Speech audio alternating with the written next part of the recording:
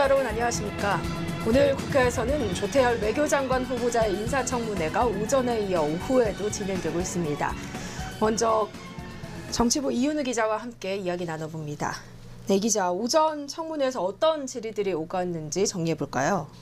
네, 조태열 후보자에 대한 인사청문회는 오늘 오전 10시부터 국회 외교통일위원회에서 진행됐습니다.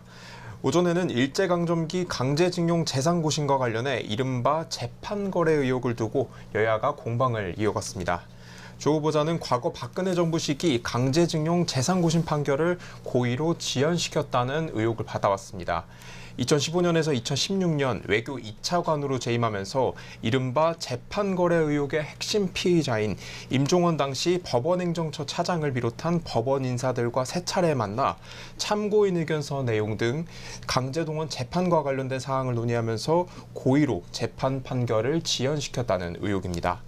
여당인 국민의힘은 당시 외교부가 적법한 절차를 따른 것이라며 조 후보자를 옹호했고, 야당인 더불어민주당은 조 후보자가 사법농단 재판 거래를 통해 강제징용 피해자들에게 고통을 줬다고 비판했습니다. 특히 민주당 이용선 의원은 외교부와 재판부 사이 의견서 초안과 수정안이 오간 것을 두고 판결을 뒤집을 만한 나름의 근거와 명분에 입각한 모범 답안을 법원으로부터 받아서 외교부가 전달했던 절차만 보면 완전히 재판 거래, 짜고치기라고 해석할 수 있지 않냐고 지적했는데요. 조 후보자는 2015년에 대법원 민사소송규칙 개정을 하면서 처음 도입된 제도였던 만큼 의견서의 양식과 형태, 내용의 구체성의 수준을 어느 정도로 해야 되는지 물어본 것이라며 문서의 내용을 갖고 조율한 적은 전혀 없다고 반박했습니다. 네, 그럼 현장 연결해서 조태열 외교장관 후보자의 인사청문회 함께 보시겠습니다. 네. 하지만 국제사회에서는 두 개의 국가이기 때문에 인정을 하고 있기 때문에 어떻게 생각하세요? 글쎄 그 문제는 뭐 우리 헌법 3조에 한반도 전체가 우리 부속도서가 우리 전체 영토로 돼 있고 그런 헌법적 맥락에서 봤을 때 북한이 저렇게 바뀌었다고 해서 우리가 그거에 따라서 바뀌어야 될 그런 사항은 아닌 것 같고요.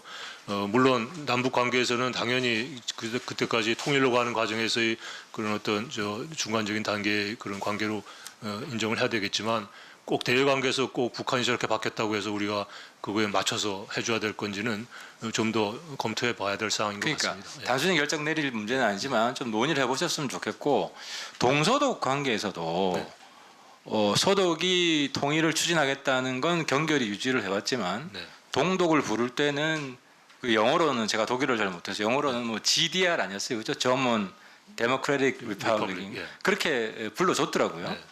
그리고 동독도 공식적으로는 이제 서독이라고 부르지 않고, 물론 이제 사람들 사이에서는 동독 서독이라고 불렀지만, 그래서 제 생각에는 뭐 우리가 국력도 크고 호칭을 불러주는 데 있어서 국제 행사나 이런 거 할 때는 북한이 원하는 대로 부른다고 하더라도 뭐 우리 체제가 훨씬 우월하고 게 입증이 됐기 때문에 크게 문제될 건 없다 하는 생각이 좀 들고요. 그리고 최근에 추가로 하나 질문하면, 북한이 해외 무기 판매가 많이 늘어났어요. 그 예멘 후티 반군이 이스라엘에 발사하려다 요격된 순항 미사일이 북한제다. VOA가 보도를 했고, 또 하마스가 사용 중인 살상용 무기에서도 북한제라고 말해주는 뭐 한글이 나왔고, 뭐 러시아에도 가고 있고, 이거 지금 그 예멘 후티 하마스는 미국의 소리에서 방송했는데 확인된 거예요? 뭐 제가 그 구체적인 건 모르겠습니다만 뭐 보도 내용대로인 것 같습니다. 네, 자, 다시 확인해 보겠습니다만.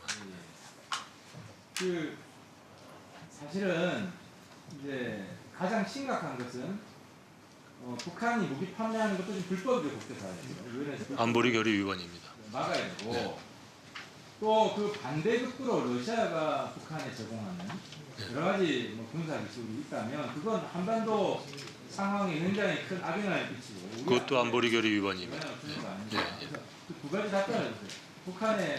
북한이 대외적으로 무기를 하는 불법행위를 하면 어떻게 막을 것이며, 러시아가 북한에 제공하는 군사 기술, 이 문제는 어떻게 대처합니까?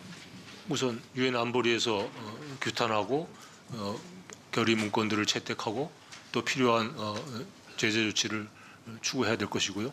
그다음에 또 경우에 따라서는 독자적인 제재도 해서 엄정하게 대응을 해야 될 사항이라고 생각합니다. 러시아에 대해서 좀 강하게 대처해야 된다고 생각하세요? 지금까지 강하게 대처하고 있는 것으로 알고 있습니다. 예. 다음은 윤호중 위원님 질의해 주십시오. 네, 조태용 후보자님. 예. 오전에 우리 동료 의원 이 질문에 대해서 그 재판정에서 있었던 일이기 때문에 답변하기 어렵다 이렇게 이야기를 하셨는데 국회 증언감정법 제3조에는 증언을 거부할 수 있는 요건이 엄격하게 정해져 있습니다. 본인 또는 친족, 또 그리고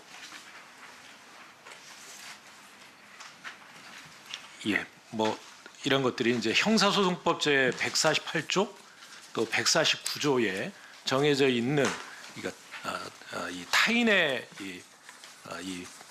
그 비밀을 누설할 우려가 있을 경우 뭐 이런 경우로 국한되어 있는데 이 국회에서 이유 없이 증언을 거부하거나 허위로 진술한 경우에 국회 모욕죄로 고발될 수 있다는 점을 미리 알려드리고 이런 아까 그 질문의 내용은 유 전 장관과의 회동에서 그 유 전 장관은 검찰 조사에서 이렇게 진술한 거로 나와 있어요. 그러니까 조 차관에게 이 사건 진행에 대해서 물었고 조 전 차관은 대법원과도 커뮤니케이션을 하고 있다라고 답을 한 것으로 이렇게 진술을 하고 있어요.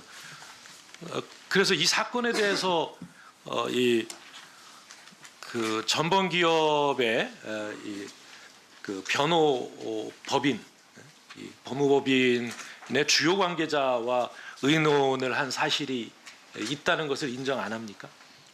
글쎄 그게 어떤 의도와 목적을 가지고 한 대화는 아니었다는 건 첫 번째 분명한 거고 그런 여러 가지 일반적인 수준 대화하는 과정에서 뭐 어떤 힌트라든가 뭐 인디케이션 같은 거에 답변을 제가 했을 수는 있겠지만 그것들이 갖는 민감성을 알았기 때문에 제가 구체적인 대화를 회피했던 것을 저는 기억하고 있습니다.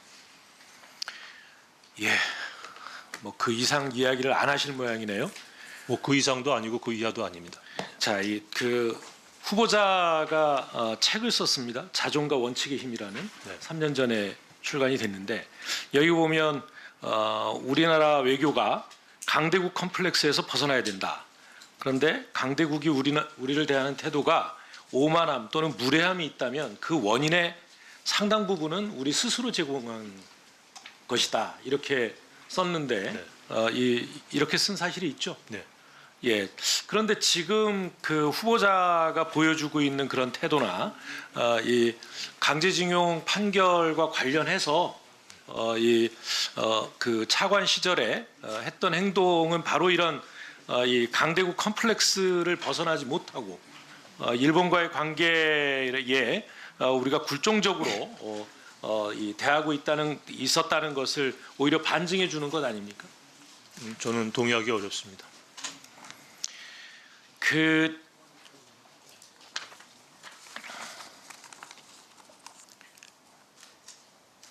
후보자는 말이죠. 그러니까 지금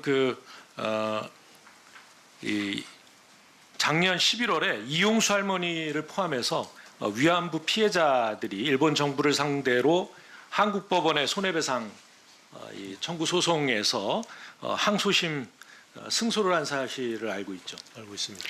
이 사건에 대해서도 한일 관계에 부정적인 영향을 끼칠 수 있으니 판결을 달리해달라든가 또는 지연시켜달라고 대법원에 요청할 의사가 있습니까? 장관이 되시면?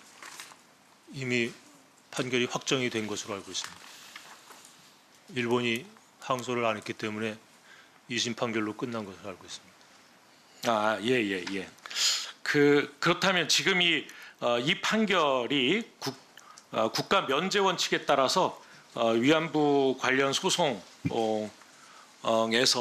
이제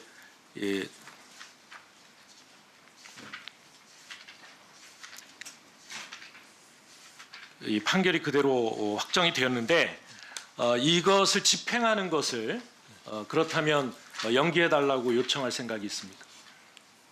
지금 그 부분은 2015년 위안부 문제 합의 결과를 공식적인 정부 간 합의로서 존중한다라는 게 이전 정부에서부터 위안부 지금까지. 합의가 네, 위안부 합의는 그거는 법률적인 조약 문서는 아닙니다. 조약 아니죠? 네, 협정도 아니죠? 네. 그러나 약속은 어떤 지킨. 문서입니까? 그거는 그 정치적인 합의 문서라고 봐야 되겠습니다. 문서가 있습니까? 합의된 문서보다는 사인했습니까? 각자 기자회견에서 공동으로 양국 장관이 발표를 했습니다. 공동 발표 그게 뿐입니까? 그렇습니다. 그 합의의 조약도 결과가 아니고 협정도 아닌데 국내법적 지위를 가지고 있는 것처럼 그렇게 이야기 되는 겁니까? 약속은 지켜야 되지 않겠습니까? 국가 간의 정치적 합의건 모두 약속보다 더 합의건 중요한 게 국내법 아닙니까? 저는 그렇게 생각하지 않습니다. 국내법을 어겨도 됩니까? 아니죠. 국내법과 국제법이 상충하면 또 거기에 따른 또 국제법의 규율이 있을 것으로 생각합니다. 국제법이 아니라고 분명히 말씀하셨잖아요, 지금. 국제법과 국제 예안과 뭐 여러 가지 합의는 국제 약속, 국가 간의 약속이라고 하셨지 국가 간의 조약이나 협정, 국제법이 아니라고 하셨지 않습니까? 그 국내법의 판결은 국내법적으로 관련 법령과 절차에 따라서 계속 이행될 것이 집행 문제가 남아 있을 것이고요. 그 문제는 저희들이 지켜보면서 거기에 따라서 대응을 하도록 하겠습니다. 좀 전에 그 국제법에 따라서 예. 이 국내법 법원이 내린 판결에 대해서 대응해 나가겠다 이렇게 말씀하셨지 않습니까? 그 집행을 하는 과정에서 또 국제관습법이라는 게 또 문제가 됩니다. 소위 국가면제, 주권면제라는 게 결국은 국제법입니다. 국가 면제는 그 국제인권법, 인권법에 따른 이런 그 심각한 위반 사항에 대해서는 국가 면제가 되지 않지 않습니까? 그건 판결의 내용이고요. 일반적인 국제법 원칙의 해석과 학설과 판례가 법원에 있습니다. 확정된 판결 내용을 그렇게 무시해도 되는 겁니까? 그러니까 그 부분에 대해서는 앞으로 그러니까 굴욕적이라고 하는 거예요. 강대국 컴플렉스가 바로 그런 것 아닙니까? 스스로 써는 책도 지금 지키지 못하고 있는 것 아닙니까? 국제 규범과 강행이라는 게 있는데 그거를 무시하면서 하는 게 당당한 외교는 아니라고 생각합니다. 주권 국가로서 자, 우리 법원의 윤호중 의원님 그렇게 이제 마무리해 주시죠. 예. 태도는 아니 무시하는 태도는 아무리 외교라고 해도 이것은 이 주권을 무시한 행위입니다. 자, 태도를 바꾸셔야 돼요. 외교장관 하시려면. 마무리해 주시고 제 태도의 문제 있으면 제가 유행해서 계속해 하겠습니다. 주시기 바랍니다. 예, 다음은 전해철 위원님 질의해 주시길 바랍니다. 네, 오늘 오전에 좀 더 직전에도 강제동원 관련해서 여러 이제 의원님들 질의를 했는데 과정에서 후보자 개인이 거기에 대해서 할 말을 좀 소명한다든지 또 필요한 일을 하는 것은 저는 할 수 있다고 생각하는데 이 사건 자체가 대법원 내지 법원행정처가 직권을 남용해서 행정부 등과 협의 또는 논의에서 했던 굉장히 중대한 범죄인데 그거 자체를 부정하는 듯한 후보자의 답변 태도는 저는 아주 맞지 않다고 생각을 합니다. 예를 들어 올해 1월, 2월에 이 판결 선고가 있는 거 아시죠? 네. 그 판결 선고에 의해서 상당 부분 유죄로 나온다면 지금 소명되듯이 네. 후보자로서는 지금 이야기하고 있는 것에 대해서 책임을 져야 될 것 같아요. 그렇게 회피하다가는. 제가 말씀드린 대로 답변을 네. 잘 봐보세요. 좀 유출해서 바로 반박하려고 하지 말고 오전에 답변 내용 보면 후보자가 구체적인 사안에 대해서 이거는 이렇다. 범죄 인식이 없었다든지 모의가 없었다 등은 할 수가 있는데 이 사법농단 사건 자체를 마치 필요한 것처럼 또는 적법한 것처럼 이야기하는 것은 저는 옳지 않다고 생각합니다. 그런 의미에서 후보자가 답변을 할 때 좀 더 신중하게 하세요. 네 그렇게 하겠습니다. 2018년 그리고 작년에 이제 강제동원 관련해서 판결이 나왔잖아요. 네. 그 대법원 판결에 의하면 개인 청구권은 소멸되지 않는다라는 것을 대법원에서 분명하게 하고 있는데 지금 후보자가 이야기하는 것은 소멸은 안 됐는데 해결 방안이 없다? 다시 한번 이야기를 해보시죠. 대법원 지금 판결하고 후보자 답변은 모순되는 거 아니에요? 일괄 해결되었음으로 인해서 그 결과로서 청구권을 추구하는 과정에서 소위 외교적 보호권 같은 것들이 불가능하기 때문에 사실상 소멸의 효과가 있다고 하는 것은 맞는 얘기일지 모르지만 그 판결 자체로서 우리 행정부가 취한 입장이 청구권이 소멸됐다는 입장을 취했다는 게 아니라는 말씀입니다. 그게 일괄 해결된 것과 그 결과로서의 권리 소멸의 문제는 별개라는 말씀입니다. 저는 궤변이에요. 대법원에서 개인 청구권이 소멸되지 않았다고 했거든요. 2018년에 그건 2012년 18년에 들어보세요. 그랬습니다. 2018 제가 이야기하는 것은 대법원 판결이 유예 것을 묻고 있잖아요. 네. 듣겠습니다. 후보자께서 그렇게 반대만 하려고 하지 말고 네. 제가 말하는 걸 잘 듣고 해야 되지 않겠어요? 네. 대법원 판결에서 개인 청구권이 소멸 안 됐다라는 걸 분명하게 하고 있는 것에 대해서 후보자는 왜 자꾸 다른 이야기를 하냐라고 제가 질문을 하고 있는 거거든요. 2018년에 네. 이 대법원 판결이 나온 뒤로 문재인 대통령께서 이렇게 이야기를 했어요. 말씀하셨죠? 네. 이번 대법원 판결은 한일 기본협정을 부정하는 것이 아니다. 다만 기본협정은 유효하지만 노동자 개인이 일본 기업에 대해 청구한 손해배상 청구권까지 소멸된 것은 아니라고 본다. 네. 이렇게 한 거예요. 네. 다시 말씀드리면 개인 청구권이 소멸되지 않다고 대통령이 적어도 정부를 대표해서 이야기를 했단 말이죠. 네. 그러면 그 전에 어떤 거에 대해서도 다른 의원, 김호로 의원님 이야기대로 다툼이 있다든지 다른 이야기를 할지 몰라도 네. 적어도 2018년 대법원 판결 그리고 작년에 대법원 판결이 나왔을 때는 여기에 기해서 이야기를 하는 것이 국무위원의 자세고 태도예요. 야인이나 지금 사인이 아니잖아요. 아니, 이야기해 보세요. 지금 이 시점에 제 의견을 묻으신 게 아니고 제가 아까 진술한 거는 제가 지금 후보자 생각을 묻는 거예요. 당연히 2018년 대법원 판결을 존중해야 되고요. 그 결과 때문에 그러면 지금은 개인 청구권이 소멸됐습니까? 안 됐습니까? 이 대법원 판결이 소멸됐다고 했죠. 그러면 정부도 거기에 따라야 되겠죠. 지금 당연히 따라야 되죠. 그렇기 때문에 이 길밖에 없어 제3자 변제라는 게 나옵니다. 그렇게 답변을 하셔야 된다. 그렇게 답변을 그런데 했습니다. 예. 그러니까 잘못 이해하셨으면 제가 잘못 전달했겠지만 제 뜻은 잘못 이해한 게 아니라 우리 후보자가 답변을 할 때 그걸 모호하게 하고 더군다나 서면 답변에도 네. 역대 정부가 네. 개인 청구권은 소멸되지 않은 것으로 해왔다. 아니요. 일괄 해결됐다라고 계속 일관성 있게 답변했습니다. 제가. 그러니까 소멸이 아니고 해결됐다고 또 말을 했잖아요. 그 부분을 2018년 후보자. 대법원이 판결이 명확하게 한 겁니다. 그렇죠. 그 이전에는 자, 일괄 들어보세요. 해결됐다는 그러면 지금 입장을 후보자는 했죠. 예. 개인 청구권이 소멸됐다라는 것을 인정합니까? 지금은 인정합니다. 그 인정하세요? 판결이 그래 됐습니다. 그럼 역대 정부의 태도나 자세도 이제 바꿔야 되겠죠. 그게 아니라는 거죠. 행정부 입장은 그대로 있고 지금 대부분의 무슨 판결이 말씀을 하세요, 후보자님? 아니, 후보자님. 네. 2차 정할 때 예를 들어 법 해석도 네. 했죠. 아무리 그래도 최종적으로 법의 해석보다는 법원이 있잖아요. 당연하죠. 그래서 대법원이 개인 청구권이 소멸 안 됐다. 그리고 대통령이 이야기를 했으면 거기에 대해서 행정부도 따라야 되는 거예요. 그리고 지금 그건 국내법적으로는 의원님 말씀이 맞는데요. 국제관계에 충돌이 있다는 말씀입니다. 다른 이야기 하지 마시고 제가 국제법을 말씀드리는 겁니다. 제가. 국내법과 국제법이 충돌이라는 말씀을 드리는 겁니다. 그렇게 또 말을 바꾸지 마시고 다시 정리할게요. 네. 일단 대법원 판결에 따라서 개인 청구권이 소멸된 것은 네. 대한민국의 정부 모두가 인정해야 되는 것은 맞죠? 맞습니다. 그렇게 답변을 분명히 하세요. 지금 윤석열 정부 해법도 그 기초 위에 있습니다. 그렇게 답변을 분명히 하시라니까요. 네, 그렇게 그건 분명히 제가 그렇게 말씀드리겠습니다. 자, 다음은 우상호 위원께서 질의해 주시길 바랍니다. 제가 한 가지 물어보겠습니다. 네. 국방부 장관과 국방부가 독도는 분쟁 지역이다 이렇게 교육하고 이런 주장을 한 거에 대해서 외교부는 공식 입장이 뭡니까? 독도는 뭐 명백히 역사적으로나 국제법적으로나 뭐 우리 영토임이 분명하다는 거. 그러니까 분쟁 지역이라고 할 수 없는 거죠. 네. 그러면 국무위원이 이렇게 분쟁 지역이라고 얘기한 사람이 지금 예를 들어 국방부에서 교육 자료를 배포해서 전 군에 교육을 시키고 한 것이 바람직합니까?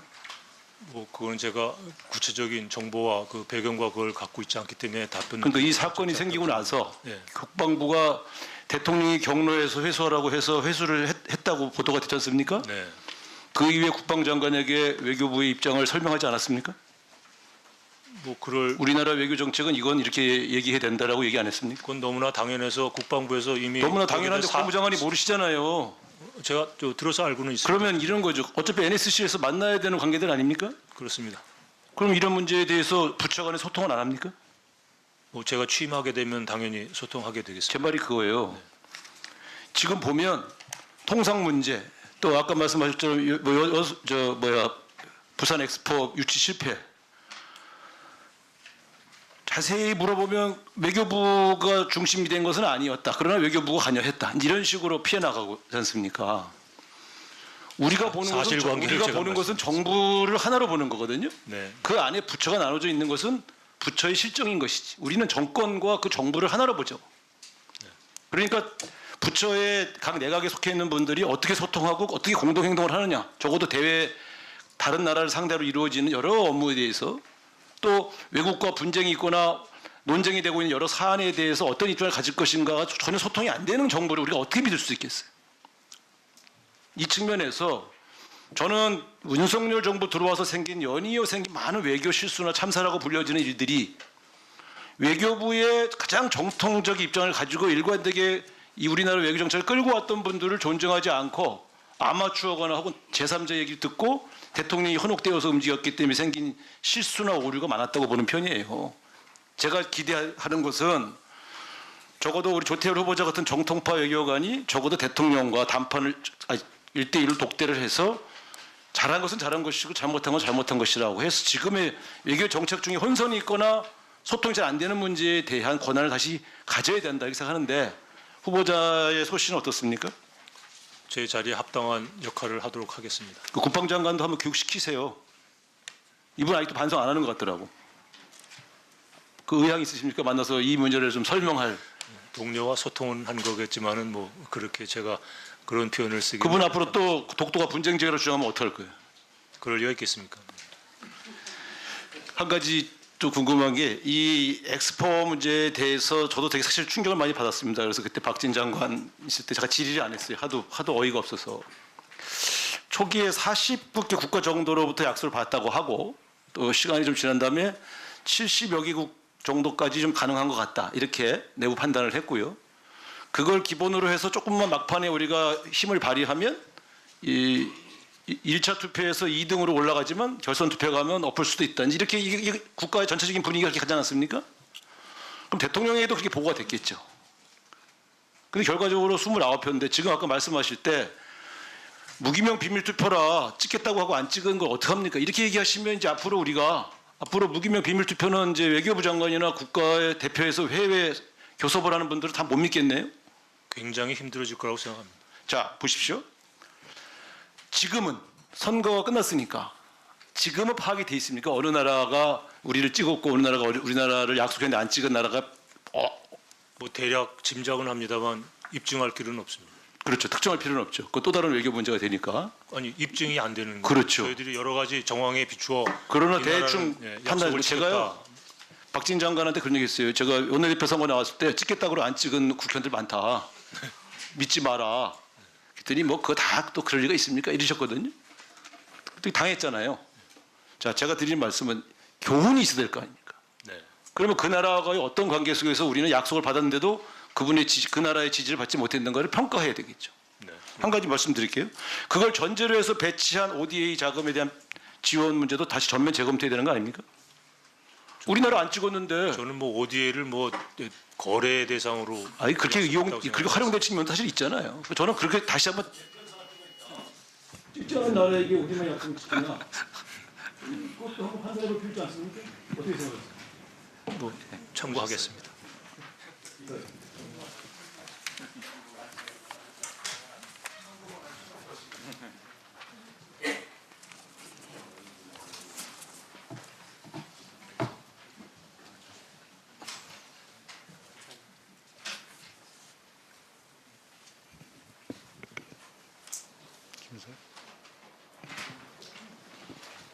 우리 김상희 의원님 순서입니다. 네, 제 순서입니까? 네, 후보자께 아까 후보자께서 지금 발언을 하시면서 이런 얘기를 했어요. 나날이 엄중해져가는 글로벌 위기 상황에서 국론 분열은 곧 국민들의 피해로 돌아올 것입니다. 적어도 외교 문제에 있어서만큼은 국론 통합과 초당적 접근이 절실한 때입니다. 초당적 외교에 의미 있는 벽돌 하나를 쌓는 외교부 장관으로 부탁되고 싶습니다. 이렇게 말씀을 하셨어요. 이 초당적 외교에 대해서 국론 통합을 아주 강조하셨는데 지금 어떻습니까? 아마 지금 가장 국론이 분열돼 있고 갈등이 치열한 부분이 외교입니다. 알고 계시죠? 네. 네, 우리 지금 그 작년에 있어서도 우리 일제 강제 동원 피해자 문제 그리고 후쿠시마 오염수 문제 아마 우리 그 국민들 사이에 가장 치열했던 그런 국론이 분열됐던 그리고 이 정부와 국민들 간의 사이가 가장 벌어졌던 것이 이 외교 문제였습니다. 네? 그런데 그 부분에 대해서 인정하시죠? 그렇죠? 그 현실을 제가 네, 현실적으로 걱정하고 있습니다. 지난해 지금 이 정부의 외교와 관련해서 그야말로 초당적 외교하지 못했다. 국위 외교하지 못했다. 외교로 인해서 극도로 국론이 분열돼 있었다. 저는 이 부분은, 과거에도 그랬다고 생각합니다. 이 부분은 인정하셔야죠. 그렇죠? 과거 얘기하지 마세요. 지금 윤석열 정권 물어봤잖아요. 네. 지금 그게 그런데 지금 후보자께서는 지금 과거에도 그랬습니다. 그러는데 또 과거에도 또 비슷한 사례가 있었어요. 후보자가 차관일 시절입니다. 2015년 12월 그 외교부 2차관으로 있을 때 일본군 위안부 피해자 문제 이 한일 간에 합의했죠, 그렇죠?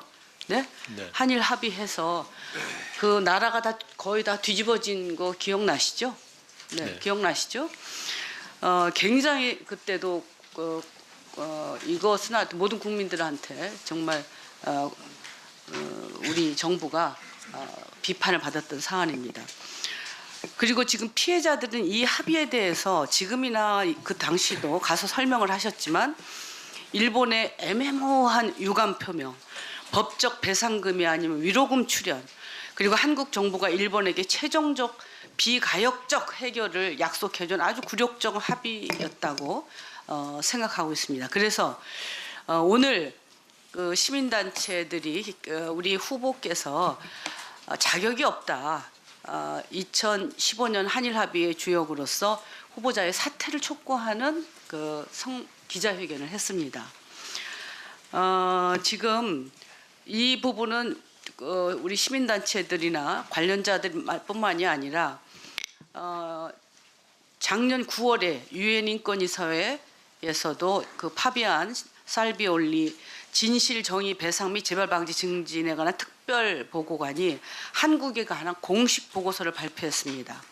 2015년 한일 합의가 피해자의 권리를 축소하는 결과를 가져왔고 대한민국 정부를 향해서는 다시 일본군 위안부 피해 생존자들이 국제 기준에 따라서 진실 정의 사죄를 포함한 배상 및 재발 방지 보장 받을 수 있도록 2015년 한일 합의를 수정해야 된다고 권고한 바 있습니다. 그리고 헌법재판소도 지금 뿐만 아니라 또 유엔의 여성차별철폐위원회, 고문방지위원회, 인종차별철폐위원회에서도 2015년 한일 합의를 피해자 중심 접근이 부재하기 때문에 재고해야 된다고 수차례 권고를 했습니다. 후보자께서는 유엔 인권이사회 권고에 대해서 어떤 조치를 하겠습니까? 유엔 인권이사회 특별보고관은 또 인권 전문가로서 어떤 조치를 하시겠느냐고요. 저는 이 정부의 기본 입장은 2015년 위안부 문제 합의가 공식적인 양국 정부 간 합의라는 것을 이전 정부에서 이어서 개선을 하고 있다고 생각을 합니다. 그 합의가 잘못됐다는 거예요. 그 잘못된 것을 수정하라는 거예요. 합의를 안 했다는 것이 아니라 이 부분에 대해서 지금 수정해야 될 책임이 있는 것입니다. 그리고 앞서도 얘기했지만 지금 이런 문제들 특히 역사 정의와 관련된 대한민국 역사와 관련된 이 입장이 외교부가 잘못된 시각으로 인해서 국론을 분열시키고 그리고 또 지금 외교 문제에 있어서 지금 초당적인 그런 국민 통합을 불가능하게 만들고 있고 국익을 챙겨하기 치는 것입니다. 그 부분에 대해서 지난 한일 합의에 대해서 심각한 그런 반성과 그리고 그 부분에 대해서 수정을 하겠다고 하는 그런 의지를 밝혀주셨습니다. 저는 뭐 장관이 되면 그 피해자 여러분들을 직접 찾아뵙고 그런 의견들을 듣고 모든 문제를 잘 함께 풀어가는 노력을 하도록 하겠습니다. 네. 더 추가 질문해 주시고요. 수고하셨습니다. 다음 안철수 의원님 질의해 주시죠. 오전 질의에서 미국과 중국의 과학기술 패권 전쟁 관련해서 미국의 대선 결과에 따른 여러 가지 시나리오에 대한 대응, 그리고 또 중국의 그 자원 무기화에 대비해야 된다, 이런 말씀을 들었는데요. 또 연관해서 한 가지 더 우리가 주목해야 될 점이 있습니다. 그건 그 이스라엘과 하마스 이 전쟁에 대한 겁니다. 사실 이스라엘 하마스 전쟁이 장기화가 되면 우리나라 그 완성차 기업에 큰 타격을 줄 가능성이 꽤 높아 보입니다. 그래서 거기에 대해서 어떤 생각을 가지고 계신지 좀 질의를 해보겠습니다. 아시다시피 이스라엘이 전 세계 반도체 수출의 11%를 차지하고 있고요. 그래서 이스라엘이 한국의 중동 최대 수출 거점으로 성장 중인 그런 곳입니다. 그런데 그 중에서 자동차 산업 비중이 무려 64%에 달합니다. 그리고 또 소프트웨어 개발도 거기에 맡기고 있는데 주로 이스라엘 같으면 군이 주도하고 있습니다. 근데 이런 전쟁이 장기화가 되면 국내 완성차 기업에 타격을 받을 것은 저는 불보듯 뻔하다고 그렇게 생각을 하는데요. 이런 그 공급망 혼란이 에 대해서 그 외교부에서 인지를 하고 계신지, 그리고 또 그 대비책을 가지고 계신지 그런 점 질의하고 싶습니다. 지금 안 의원님께서 말씀하신 거는 제가 처음 듣는 거라서 더 살펴보고 좀 대책을 강구해야 되겠습니다만, 전반적인 그 외교부의 대책은 지금 IPEF의 공급망 협정에도 가입이 됐고요. 인도 태평양 경제 프레임워크, 그리고 또 미국 주도의 핵심 광물 파트너십이라고 MSP라는 게 있습니다. 거기에도 우리가 가입을 해 있고, 그런 여러 가지 국제 차원에서의 그런 공급망 안정을 위한 그 그룹핑 이니셔티브에 우리가 적극 가입해서 연대해서 공급망 불안에 대비하는 그런 체제를 갖춰가고 있고요. 이건 앞으로 더 강화될 것이고, 또 양자 차원에서 뭐 몽골 같은 나라하고 히토류 관계 이런 협의체가 있고 해가지고 거기 미국하고 또 같이 참여해서 3자 간 협의체도 있다고 제가 알고 있거든요.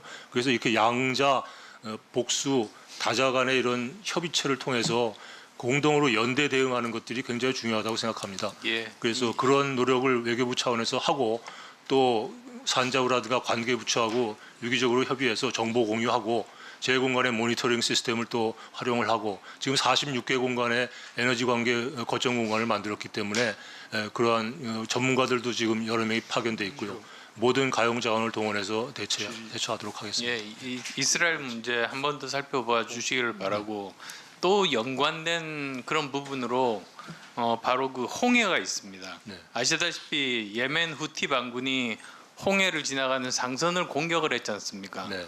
그러다 보니까 이 해상 컨테이너 물동량의 30%를 차지하는 곳으로 그 배를 보내지를 못하고 있습니다. 네. 거기에 따라서 글로벌 해운사들 희망봉을 거쳐서 오고 있으면서 물류 지연 비용 상승, 이런 문제들이 많습니다. 이런 문제에 대한 대안을 혹시 가지고 계시는지요?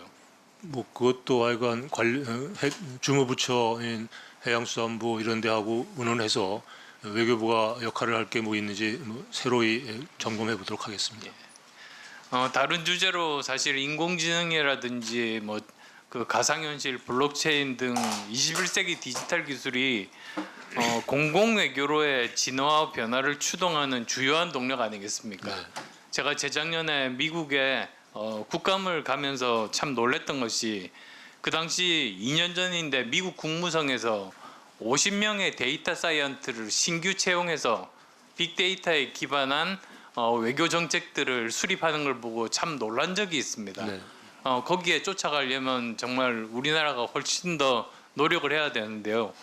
아시겠습니다만 사실 우리나라 디지털 경쟁력 지수를 보면 아주 상위권에 속합니다.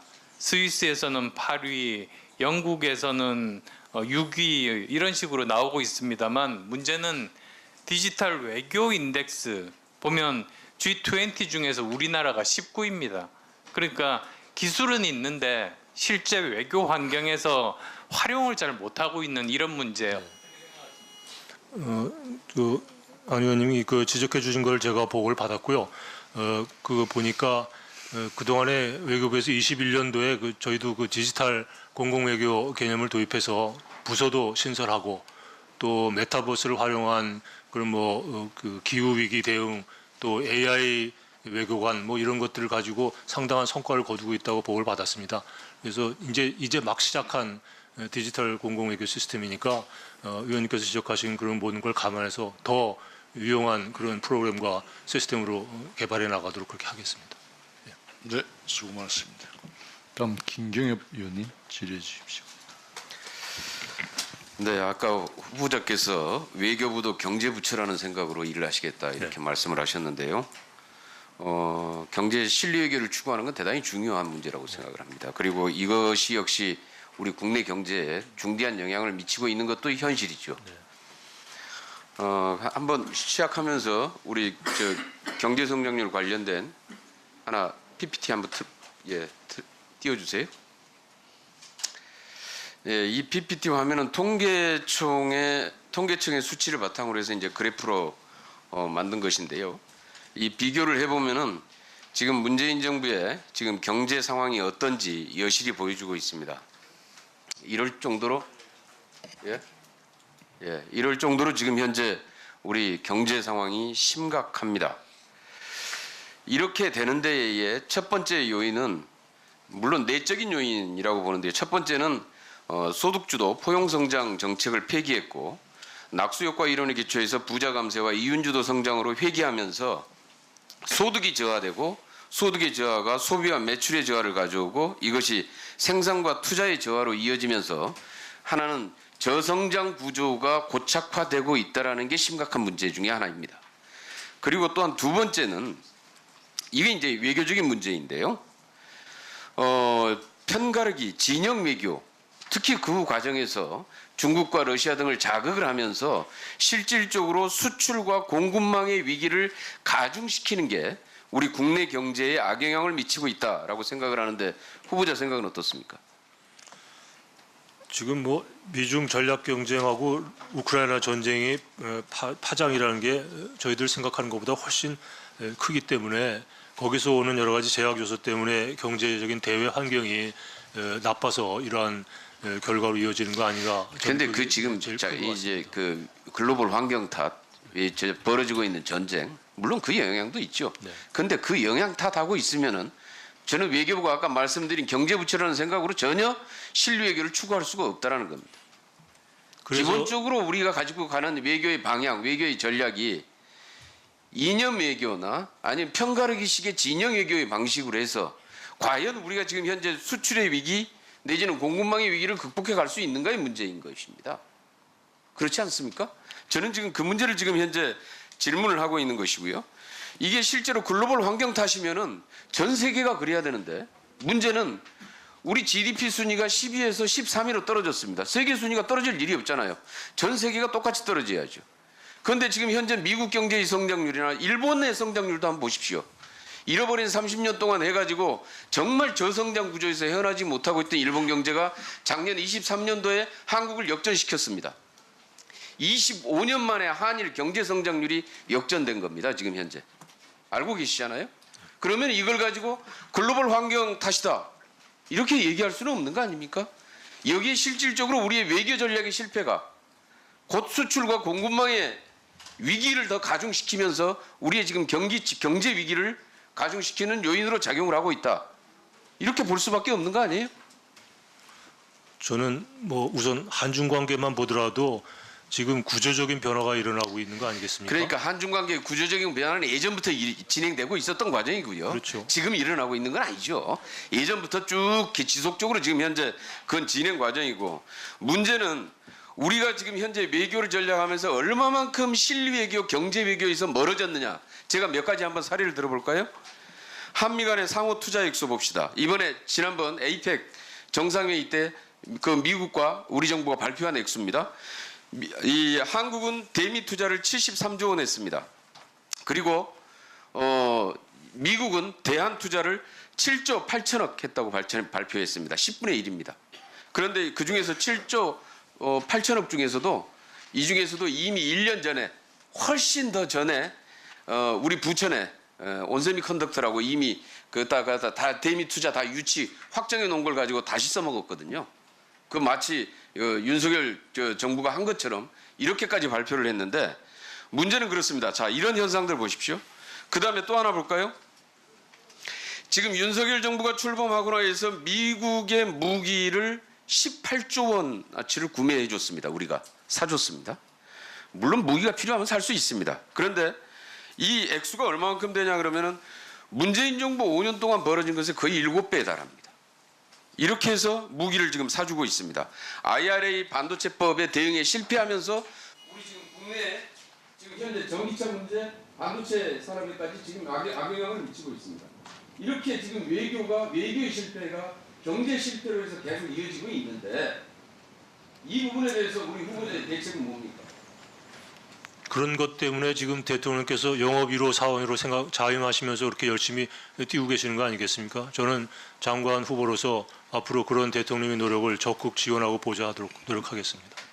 성과는 시간이 지나면 나타날 것으로 생각합니다. 영업사원 1호라고 그랬는데 영업사원 1호가 영업을 해온 거 놓고 갖다가 다 바치기만 했어요. 터주기만. 조금 기다려보시죠.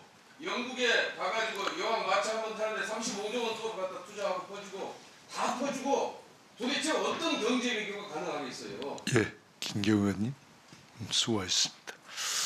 다음 태용호 의원님 질의해 주시기 바랍니다. 예, 후보자님 이거 지금 그 강제징용 관련 청구권 문제와 관련해서 질의와 답변이 돌고 돌다 나니까 지금 아주 애매모호한 상황으로 지금 가고 있다고 저는 판단돼서 다시 이 시점에서 좀 바로 정리해야 되겠다 이렇게 저 생각하고요. 다시 한번 질의하는데 결국은 2018년 대법원 판결로 인해서 결국은 청구권 문제와 관련해서 우리 행정이 보는 것과 또 우리 사법부가 보는 데서 불일치가 일어났죠. 그래서 이 불일치를 극복하기 위한 방안 중에 하나, 조화롭게 극복하기 위한 이게 3자 변제죠. 그렇습니다. 그리고 양국 사법부의 판결에 또 충돌 현상도 있습니다. 그래서 그걸 극복하는 게 3자 변제다. 그런데 후보자님의 그 칼럼을 보니 3자 변제도 결국은 최종 해결책이 될 수 없다 이거죠. 그거는 뭐 시작이라고 전국 해법 발표할 때도 그렇죠. 그러면 시작이다. 그러면 최종 해법은 후보자님이 칼럼은 이건 정치적 해법밖에 있을 수 없다. 그래서 결국은 정치적 해법을 찾아서 양국 정상이 서로 결단을 내리자. 이게 최종적인 정착 지점이라고 주장하신 것이요. 정지 작업이 계속 있어야 되겠죠. 네. 그러면 지금 제가 아까 기본 질의 때 시간이 부족해서 질의하지 못했는데 지금 현재 많은 여야에서 김대중 어부치 선언으로 되돌아가자 이런 주장을 많이 합니다. 그런데 김대중 어부치 선언으로 우리가 되돌아가도 지금 이 청구권 문제와 관련해서 이 현 상황을 극복할 수 있는가요, 없는가요? 그건 양국의 의지에 달려 있다고 봅니다. 그래서 제가 또 저는 이제는 김대중 어부치 선언을 뛰어넘는 그런 정치적 해법이 나와야 된다. 저는 이렇게 생각합니다. 그래서 아까 제가 이야기했는데 독일과 프랑스가 이 문제를 해결한 것처럼 우리 한일판 엘리제 조약과 같은 그런 화해 조약을 양국 정상이 맺는 방법으로 우리가 최종 정착점에 갈 수 있지 않느냐. 저는 이렇게 생각하는데 여기에 대해서 어떻게 생각하세요? 위원님 여러분들이 그런 정치적 토양과 기초를 만들어 주셔야 가능한 일이라고 생각합니다. 물론 입법부에서 하는 것도 중요하지만은 후보자님께서 통상 교섭이고 전문가 아니십니까? 후보자님께서 임기 기간에 윤석열 정부 간에 일본 기시다 정부하고 내각하고 해서 어떻게 이 길로 갈 수 있는 길을 열어놓을 수 있는 방도가 없겠습니까? 그게 외교관 한 사람으로 노력으로 가능한 일이 아니라고 생각합니다. 예. 다음은 아까 우상호 의원님이 그 질의하신 내용 아주 중요한 문제라고 생각합니다. 근데 그 답변이 이제 마이크가 꽂은 상태에서 대화가 이루어지기 때문에 잘 안 들렸는데 PPT 좀 띄워주십시오. 이와 관련해서 제가 좀 질의하겠습니다. 지금 우리나라의 이 ODA 현황을 보면요. 공여국 34개국 중에 31위입니다. 정말 이건 우리 국격에 맞지 않는다고 저는 생각합니다. 그런데 문제점은 뭐냐. 이번에 부산 엑스포 이거 실패한 이후에 아까 우상호 의원님께서 말씀하신 것처럼 일부 여론은 감정적으로 아니 우리를 지지하는 나라들한테 왜 ODA를 주느냐. 이거 좀 조절해야 되는 거 아니냐. 이런 의견도 있어요. 실질적으로.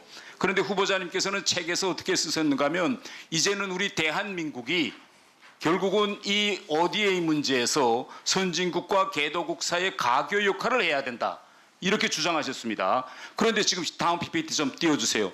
우리 지금 이거 무상과 유상 비율을 보면요. 이게 지금 68.9 대 31.1입니다. 그러니까 이 문제와 관련해서 지금 일본은요. 일본은 지금 몇인가 하면 무상이 41.4 대 58.6이에요. 그래서 국내에서 일각에서는 일본처럼 좀 유상을 누리고 무상을 줄이자 이런 사람들도 있고 또 일각에서는 아니 그렇게 하지 말고 전 세계적인 방향이 유럽 나라들이나 미국처럼 무상을 누리는 쪽으로 가야 된다. 이 주장이 지금 각이한데 후보자님 생각에는 향후 우리가 어느 길로 가야 된다고 일본 쪽으로 가는다고 생각하십니까? 아니면 우리도 다른 유럽 나라들과 미국처럼 유상을 누리는 방향으로 가야 된다고 생각하십니까? OECD 다크에 가입한 나라로서 당연히 그 국제 개발 협력 커뮤니티에서 지향하는 목표를 향해서 가야 된다고 생각하고요. 그 방향은 아까 말씀하신 서구 선진국의 무상 중심의 그 시스템으로 가야 된다고 생각합니다. 무상을 누리는 방향으로 가야 된다. 그러나 지금은 60대 40으로 지금 관련 기재부라든가 관련 부처와 합의가 이루어진 상황이고요. 제가 알기로는 21년도에 일단 60대 40으로 기조를 유지해 간다고 합의를 했기 때문에 거기에 따라서 집행을 해야 되겠습니다만 장기적으로는 무상을 확대하는 방향으로 가는 것이 맞다고 저는 생각합니다. 네, 수고했습니다. 다음 황희 의원님 질의해 주시기 바랍니다. 네, 후보자님 아까 저의 앞선 질의에서 법원 행정처장과 3회 만났지만 대화 내용은 재판 중인 관계로 공개하기 어렵다. 이런 취지로 답변하셨어요. 그렇죠? 네. 그다음에 일본 측 대리인을 하는 그 김현장에서 근무하는 유명한 전 외교부 장관 만난 적 있죠? 예. 장관님하고 무슨 얘기했나요? 재판 과정에서 공개된 메모도 있던데. 아까 누누이 말씀드렸습니다만 그냥 사는 얘기, 일반적인 얘기를 나누는 가운데 가끔 외교 현안 얘기도 했고요. 그러니까 재판 과정에서 메모 공개를 그냥 가끔 사는 얘기 이렇게 주고받다가 나온 겁니까? 아니 그 메모는 제가 아는 바가 없는 메모입니다. 예, 알겠습니다. 그다음에 후보자께서는 법원에 제출한 외교부 의견서가 시종일관 언론에 나온 기사를 인용한 것이다. 이렇게 말씀하셨어요? 아닙니다. 그 중에 일부 아까 그러니까 제가 얘기한 주요한 부분에 대해서 둘 다 인용한 것이다 그랬어요. 네. 그러면 외교부가 제출한 참고인 의견서는 아까 그 주요한 부분 제가 언급한 내용 포함해서 외교부 공식 입장입니까? 아닙니까? 외교부 의견서라고 제가 말씀드린 적이 없습니다. 네, 그냥 참고 자료. 법원에 제출한 자료면 참고 자료입니다. 중요한 자료죠. 왜냐하면은 지금 사실 솔직하게 말하면 이런 거 아니겠어요? 법원이 서둘러서 2015년 1월에 그 민사소송 규칙 개정까지 하면서 이거는 저기 국가기관이라든가 공공단체에서 낸 제출한 의견이기 때문에 거기에 의해서 나는 판결한 거다 이러고 있는 거고, 그다음에 우리 후보자분 같은 분들은 아니 그건 나는 그냥 의견서만 제출할 뿐이지 나는 거기에 내가 판결을 하지 않았기 때문에 직권남용에 해당되지 않는다 서로 미루고 있는 거란 말이에요. 그러는 사이에 일본은 이익을 받고 그다음에 손해본 건 결국 우리 국민들이에요. 이 과정에서 정말 이 고위 관리들이 이거 좀 무책임한 거 아니에요? 손해본 사람은 국민들이 분명히 있는데 정부와 법원은 서로 떠넘긴단 말이에요. 이래가지고 이건 국무위원으로서는 이제 좀 자세가 달라야 되는 거 아니에요? 피해자 보상은 반드시 그러니까 결과가 그렇단 말이에요. 결과가. 예? 누가 봐도 그런 거 아닙니까 지금? 법원과 정부가 서로 핑퐁하고 저런 정부가 저 외교부에서 저런 의견 제출하니까 나는 이렇게 판결했다. 그건 나는 의견서만 제출했을 뿐이지 그거는 법원이 판결해서 나는 직권남용 아니다 이러고 있는 거잖아요. 그게 사법부의 독립 아니겠습니까? 지금 사법부 독립을 얘기하는 게 아니라 사법부와 행정부가 의견을 서로 교환하고 짜고 결론을 냈는데 그 과정에서 일본은 득을 받고 우리 국민은 피해를 봤다라는 것을 결과적으로 그렇게 됐다는 것을 설명하는 겁니다. 자, 그러면은 개인 청구권 관련해서 민사재판에 정부가 이렇게 개입해도 되는 겁니까? 정부가 개입한 적이 없습니다. 지금 이렇게 내용에 개입한 적이 없습니다. 아니 이게 지금 이런 일련의 과정에서 정부가 개입했잖아요. 그건 절차적인 문제에서 법원 행정처의 아니, 그래서 지금 1심에서 지금 그 7년, 5년 이렇게 구형받은 거 아닙니까? 물론 결과는 나와야 되지만 그 후보자님 우정국에 지금 당시 피해자들 계좌가 여전히 살아있는 거 알고 계시죠? 어떤 피해자 말씀입니까? 그 강제동원된 우정국이 일본 우체국이요. 아 예. 네, 거기에 당시 그 강제동원된 피해자들이 그 도망갈까봐 월급을 다 안 주고 조금 생활활동만 주고 나머지는 다 강제적으로 예금을 시켰단 말이에요. 그러면서 이제 전쟁이 끝나고 그걸 돌려받지 못한 거예요. 그래서 이 돈이 전부 다 우정국에 예치돼 있습니다. 계좌가. 그 부분은 제가 몰랐어요. 그래서 그거를 가지고 민사소송 그 개인 청구권을 소송을 한 거예요. 근데 그거를 우리 정부가 나서서 법원이 나서서 외교부와 법원이 그거를 못 받게 하고 있는 거예요. 그러니까 피해자라고 하는 거거든요. 그러면 이 우정국에 예치된 이 예금의 주인이 있을 거 아닙니까? 그걸 어떻게 당시 정부가 노동자들입니다. 그걸 어떻게 우리 정부가 못 받게 했을까요? 아니 그런 개인 의견서를 그렇게 외교부가 냈으면서 무슨 말을 그렇게 하세요?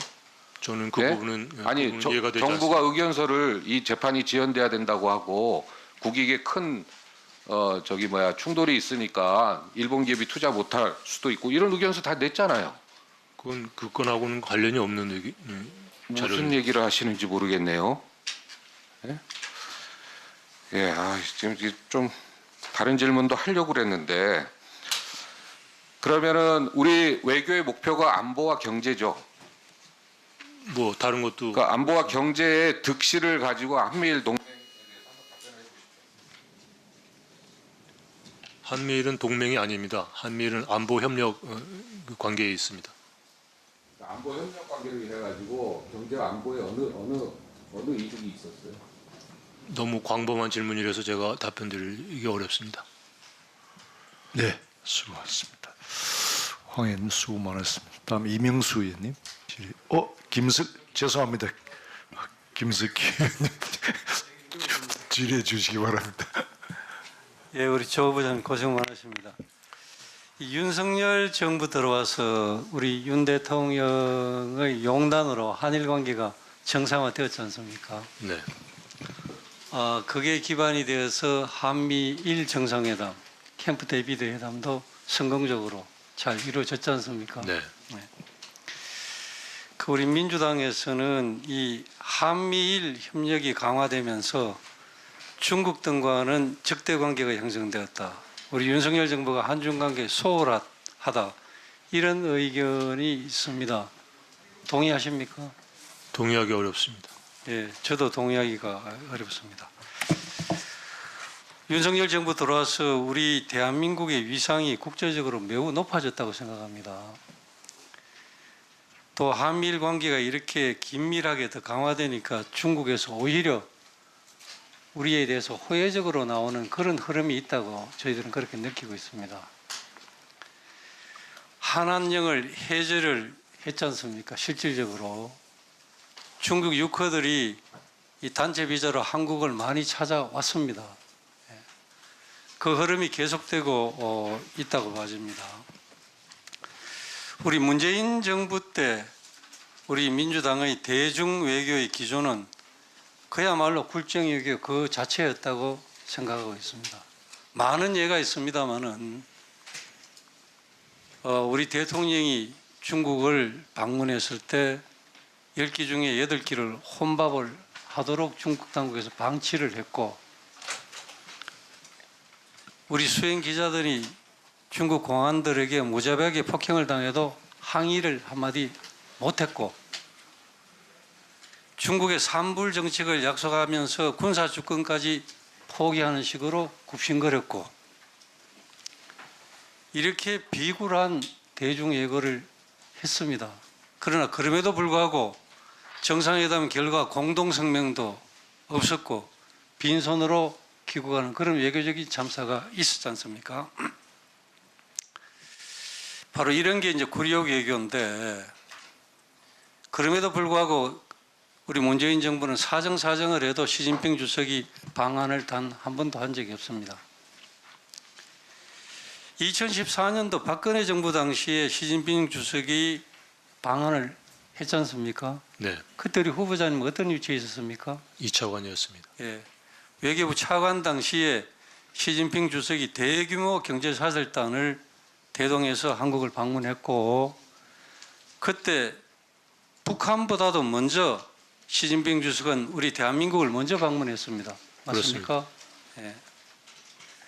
그리고 이 시진핑 주석 취임 후에 다른 나라를 격려하지 않고 바로 우리나라를 단독 방문한 첫 사례였습니다. 맞습니까? 맞습니다. 예. 북한보다도 한국을 먼저 방문을 했고 단독 방문을 했으며 올 때 중국의 핵심 이 정책을 맡고 있는 부총리급 3명, 장관급 인사 4명이 포함된 수행단과 세계 최대 전자상거래 업체인 알리바바의 마윈 회장을 비롯해서 중국 경제계 대표 200명도 함께 대동해서 왔습니다. 맞습니까? 그런 거로 기억합니다. 그때 차관을 하셨잖아요. 네. 제가 볼 때는 그때 외교부 차관을 하셨으니까 시진핑 주석이 방한하는데 크게 일을 그 당시 장관하고 했지 않습니까? 같이. 네. 예. 그때 이 시진핑 방한 문제를 직접 다뤄본 경험이 있는 분이 바로 후보자신데 그때의 한중 관계가 왜 그럴 수 있었는지 그런 것을 누구보다도 우리 후보자께서 잘 아는 분이라고 생각을 합니다. 그리고 우리 후보자님은 이 한중 관계에 있어서 서로 다름을 인정하는 가운데 이 관계를 발전시켜 나가는 것이 중요하다. 서로 상호 존중하고 호혜의 정신으로 이 외교가 이루어져야 된다. 이런 뜻이지 않습니까? 네. 예. 그래서 우리 그러한 이 중국과의 관계에 있어서 많은 경험을 가지고 있는 우리 후보자께서 장관이 되시면 지금 여러 가지 시진핑 주석에 대해서 우리가 단적으로 이렇다 저렇다 할 수는 없겠지만은 이런 여러 가지 흐름 속에서 한중 관계를 누구보다도 잘 풀어나갈 뿐이라고 저는 생각을 합니다. 또 한중 관계는 이런 문제에 대한 기대가 많이 크다는 말씀을 드리고 한중 관계를 잘 풀어주시길 당부를 드리겠습니다. 네. 유념해서 노력하겠습니다. 네, 수고 많았습니다. 다음 이명수 의원님 질의해 주시기 바랍니다. 예, 후보자님의 그 관한 언론의 세평 중에 제가 본 것 중에 이 균형 강국과 겸비된 전문성을 갖춘 국익 중심의 당당한 외교협상가다 그런 평인데 본인도 그런 세평에 대해서 동의하십니까? 그렇게